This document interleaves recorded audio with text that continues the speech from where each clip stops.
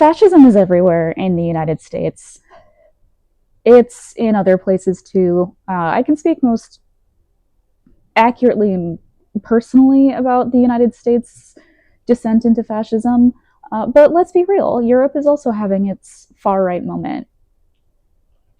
Authoritarians love to take control. And because fascism is everywhere and paganism is within everywhere, certain fascist rhetorical concepts show up in paganism. And I want to talk about that today. Hi, I'm Kate Bogg from One of Many Lanterns.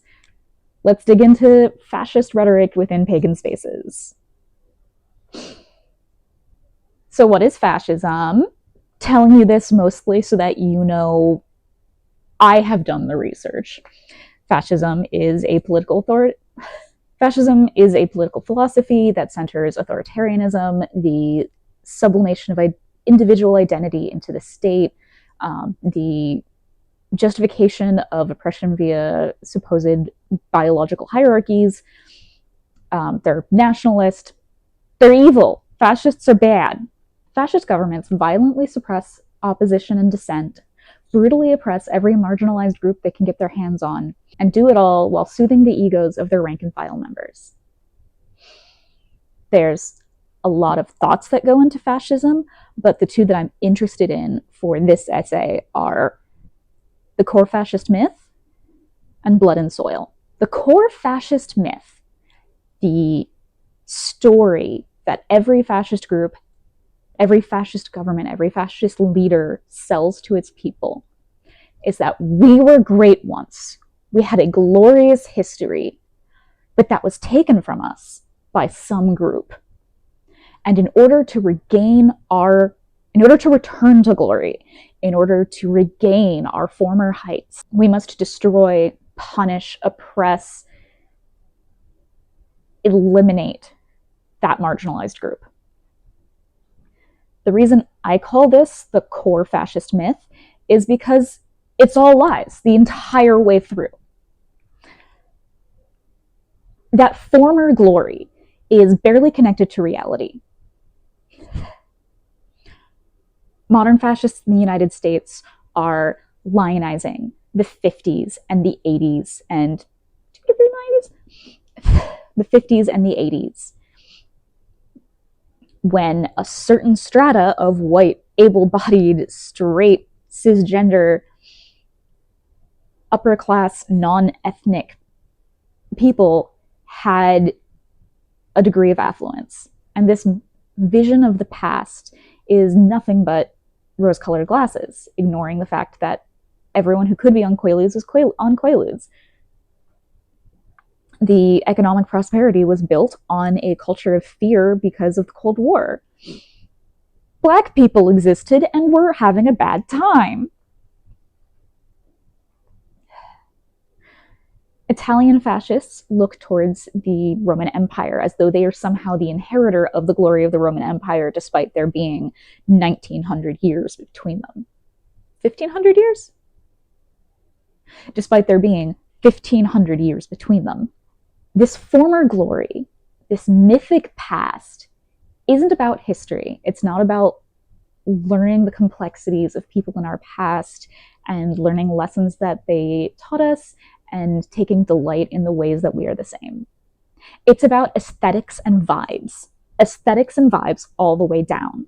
You can see this especially with the younger fascists who are looking towards the 80s and the 50s and wearing these vintage clothes, trying to evoke these vintage social roles without knowing any of the context, without actually having been there or knowing what anything means, because it's not about enjoying historical clothes. It's about the feeling of comfort when you were a child and your parents were the ones paying the mortgage. That's all it is, baby! The second part of the fascist myth, the Great Fall, being blamed on a specific marginalized group, is equally disconnected from reality. Because it's not about reality. what matters to the fascist myth and what matters to the fascist leaders and what matters to the fascist rank and file is not addressing the root causes of the social and economic distress and changes that they're experiencing. What matters is feeling like you're addressing that. And it feels great to persecute people. And it's easy to convince a group of people to persecute folks they already hate. There's no way in hell that Jews, Roma, queers, cripples, communists, or anyone else targeted by Nazi Germany are responsible for the economic downturn in the interwar period. Because it's very obvious that the economic downturn in the interwar period has to do with how the Treaty of Versailles happened and the weak position Germany was in. And also the Great Depression that hit everybody. But that doesn't matter. Today's economic problems in the United States are in no way connected to trans people, but that doesn't matter. What matters is it feels like you're doing something. The other indication that this myth, that this second part of the myth is bullshit, is that the marginalized group that is targeted is fungible. It doesn't matter who you put in there, because again, it's not about actually addressing the root problems. It's about beating up people that you don't like already. Which is why on Monday you can have a Republican senator talk about how irregular immigration is causing the death of the American family. And then on Tuesday he will say the exact same thing about trans women. Let's lounge. That third item of the myth, that third part of the myth, the action item where oppressing and brutalizing the marginalized group will enable our rise to power, our glorious rebirth, also very clearly won't do anything. But it feels good. It feels good to be mean to people you already kind of dislike. There's no amount of genocide that can fix a structural problem that's been in place for 30 years. But fascism isn't an ideology of intelligence. It's not an ideology of logic or reason. It's an ideology of simple answers, vibes, and aesthetics. A smaller ideological tentpole of fascism is what Germany called blood and soil. That was their slogan for the concept of people being inherently connected to the land. And basically, the people of Germany are magically connected via blood to the land of Germany. And this justifies a lot of horrible fascist policies. Immigration is bad and wicked because that's somebody else on our soil invading us. Leaving the country is a betrayal not just of culture, but of us, the idea of Germany as a whole, and of the land herself. Leaving rural Germany for urban Germany is a betrayal of the land because you're separating yourself from the fatherland. Why are you separating yourself from your heritage? Don't you know that cities are where degenerates are? Unlike the core fascist myth, blood and soil isn't universal to all types of fascism, but it's found a lot. And it's ironically a theme in American alt-right circles. The chants were, the phrase was spoken in both the Unite the Right and the White Lives Matter rallies in 2017. Quick notes. I'm making up the words for the core fascist myth. I'm not a groundbreaking scholar. You'll find this in all scholars of fascism will mention these themes no matter what. Haha, okay, Kate. So, like, you've told me about fascism. Why is this relevant to me? I'm just a nice little pagan priestess. This is irrelevant to me. I'm not a fascist. Consider the core foundational myth of paganism. Before Christianity, people worshipped their gods, their spirits, their nature, their land, their ancestors in a polytheist way that allows for multiple realities, an animist way that encourages seeing the divine in all and respecting nature, which is immanent and doesn't see the self and the search for God as separate from the regular life. These people, these ancient pagans, used rituals and spells and ecstatic dancing and ecstatic experience in order to celebrate. And they celebrate cycles of the season, and they're in tune with the land. And this is a superior way to worship. Even if you don't believe that these old stuff are superior, you do need to believe, if you're pagan, that is worthwhile. And then Christianity happened. They stole our people, they stole our holidays and our traditions, and they destroyed what they could not appropriate. But we today are the inheritors of that glorious time, of those pre-Christian rites and rituals and traditions, and we are reviving it. And in an ideal world, our beautiful future would have temples and communities, more pagans, and everyone would find respect in one another and share some of our values. Even if they're still Christian, they would still share some of our ecological and humanist values. That sound familiar? Does that remind you of something? We had this beautiful past, but then somebody messed it up, and now we, the rightful inheritors, the rightful heirs to that past, have to bring it back. And like beautiful past is like 50% archaeology, but like 50% vibes and aesthetics. It's a mythopoetic understanding of pre-Christian history. And like part of being pagan and bringing about the Great Revival is rejecting Christianity, rejecting the group that caused the problem. It's not the same. Very obviously, this is not the same. Christians are not oppressed by any pagans. They are not a marginalized group in any community where there is a noticeable pagan group. There are no pagan groups that have enough state authority to start oppressing Christians or really any other group. Pagans are inherently anti-hierarchical.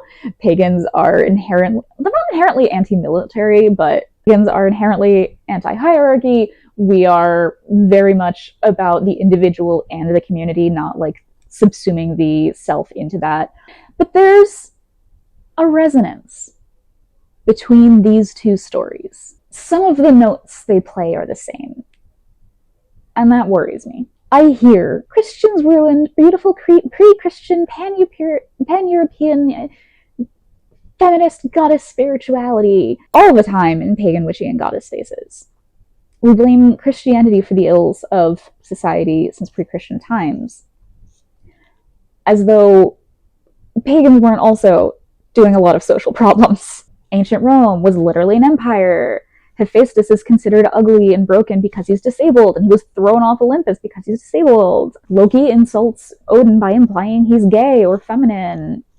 The other myth that I see is not necessarily Christianity, but patriarchy. Especially in goddess circles, you'll see ancient pagans had, this earth-worshipping, matriarchal, beautiful, earth-honoring religions, and then patriarchy came and ruined everything, and now we have to get back to that. Which sounds fine until you remember that trans exclusionary radical feminists think that trans women are men, and therefore what was a rejection of an overculture becomes a justification for rejecting and excluding and doing violence to a small marginalized group.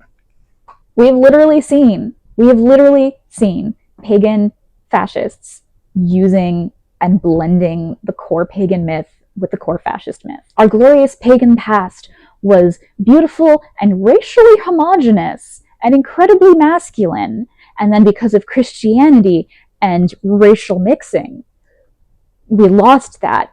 And if we want to get back to tradition, we have to get rid of racial mixing. Genuinely, I have seen that on TikTok. Thankfully, everybody's dunking on it, but the more pernicious blending of fascist talking points and pagan talking points is that blood and soil. How many of us describe ourselves as connected to our land deeply and mystically? How many of us want to be in that deep relationship with our land where we are a part of it and it is a part of us? How many times do we identify human communities as their land? How many of us have a dream of living off the grid, becoming more connected with nature, and because living in cities is a betrayal of our land? That's one step from it is our blood which connects us to our land. It is our heritage which connects us to our land. Because a lot of us also do really like our ancestors. And when you start thinking that blood connects you to the land and gods are connected to the land, gods connect you to the, or blood connects you to the gods, then you're a folkish heathen and you think that only white people can worship the Norse gods. The Asatru Folk Assembly is one of the earliest heathen groups in the United States, and I think around. It is the, and it was pretty nationalist and white supremacist from the start, and they split off because there were arguments about how, whether or not they should be racist. Today's modern non-racist heathen organizations are the Troth and the Asatru Alliance. But both of those, despite today being, decidedly anyone can worship the gods, anti-folkish, anti-racist, welcoming and inclusive, both of those were founded by white supremacists. My Pagan Pride, a couple of years ago, nearly had a folkish Asatru community come and try to be a part of the event and then protest the event when we were like, don't like you. We were getting ready as a community to fight them off and convince them that our Pagan Pride is not a place for racists. Thankfully, those bitches chickened out. Upside of this is the idea that blood is what allows you, or heritage is what allows you to worship a god, is racist.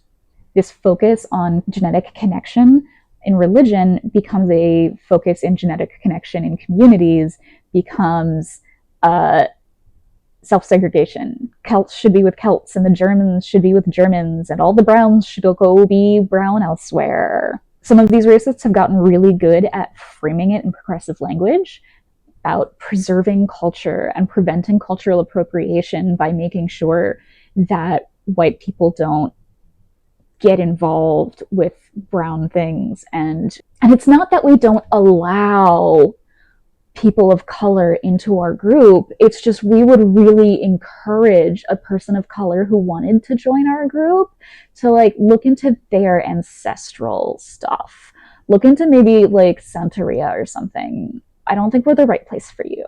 But ultimately, that's still segregation. It is segregation for the preservation of white sensibilities. And of course, there is a heavy overlap between the pastoral fantasies painted by blood and soil Germans and other sorts of fascists and returning to the land, and pagan dreams of living a life that's more connected to the land and homesteading and cottagecore. And it sounds like nothing. Who cares? It's just because they look the same doesn't mean that they are the same. Except we're talking about fascism, and fascism is all about aesthetics. The hashtag aesthetic is how they get you to sit down long enough to tell you the core fascist myth and to make that seem palatable. Obviously, again, these are different. Blood and soil was a big part of justifying the expansionist and military conquest of other parts of Europe. And there are no pagans out here using their love of their land whites in order to steal their neighbor's house. And there are other communities that have even more blood and soil bullshit.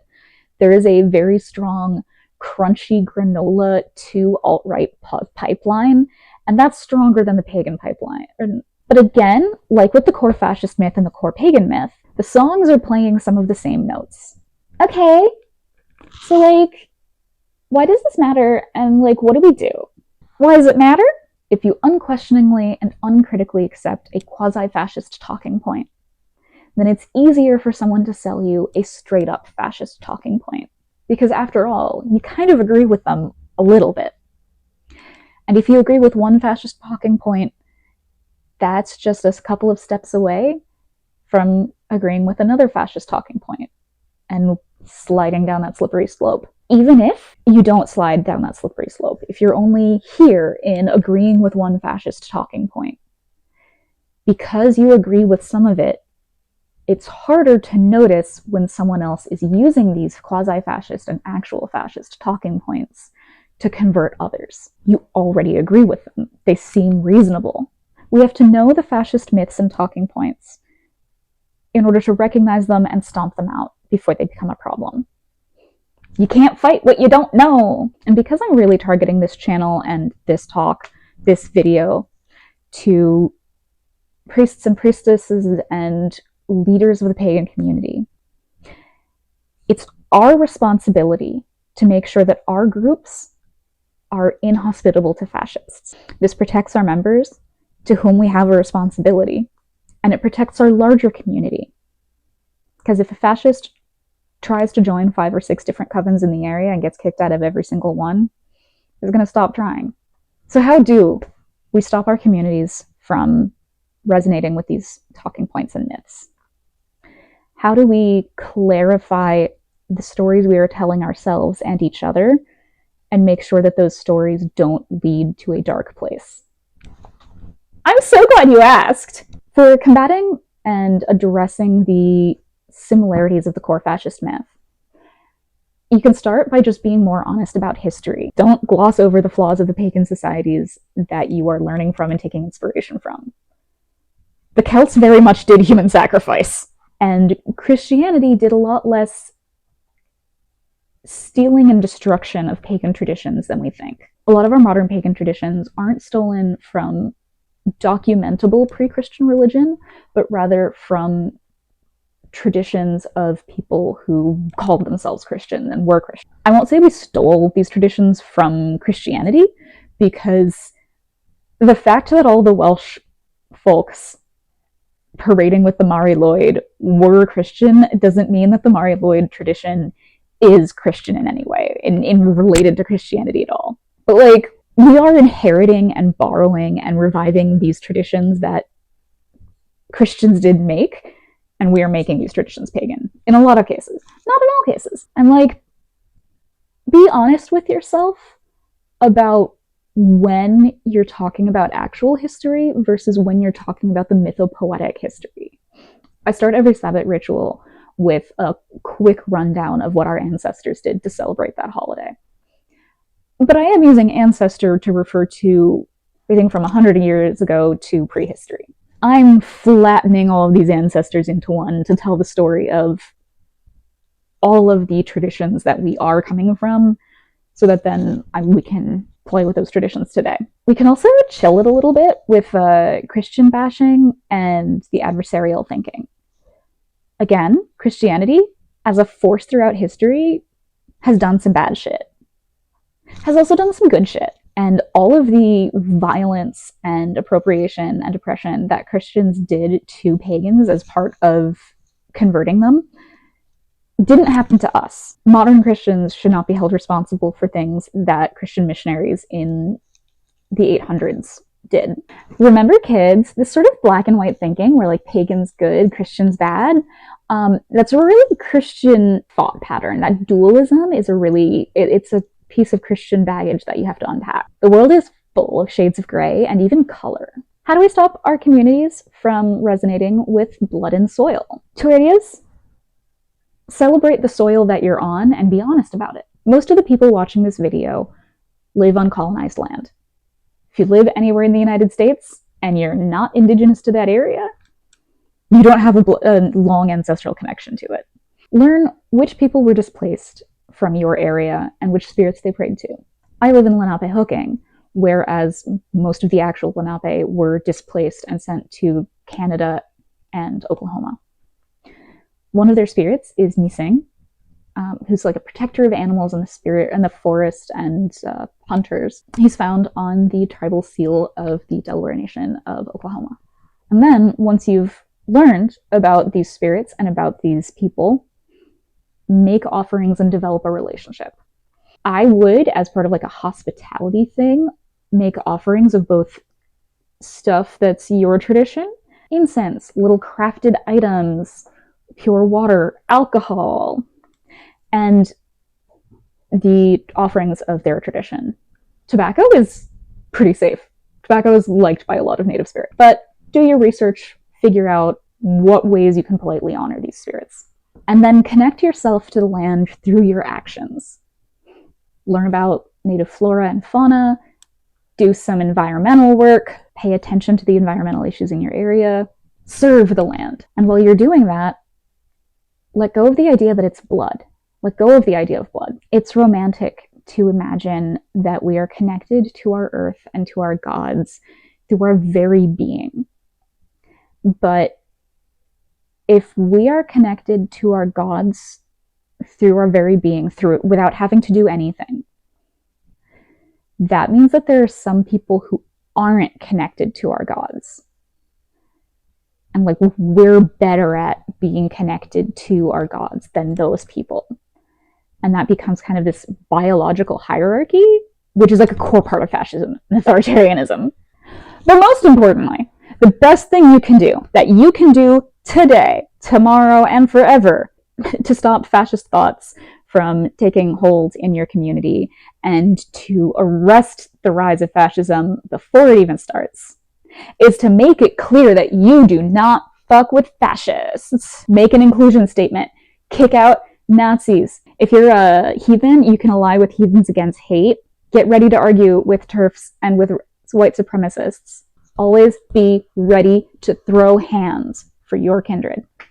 So where does this leave us? Fascism is bearing down on us no matter where you live, no matter how safe you are, no matter how safe you think you are. The very nature of the fungible, marginalized group means that anyone could be next.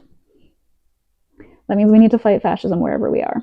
Because do not fool yourself. We as pagans will be targets. We already are targets. Even the pagan fascists who are sucking the dick of Daddy Trump will be targeted. There is no ignoring the threat of fascism. There is only being aware and protecting one another. Oh, my cat is here. Thank you for listening to me talk about some heavy stuff. I hope that today, tomorrow, the day after are pleasant for you, and that your path is ever lit, my fellow lanterns.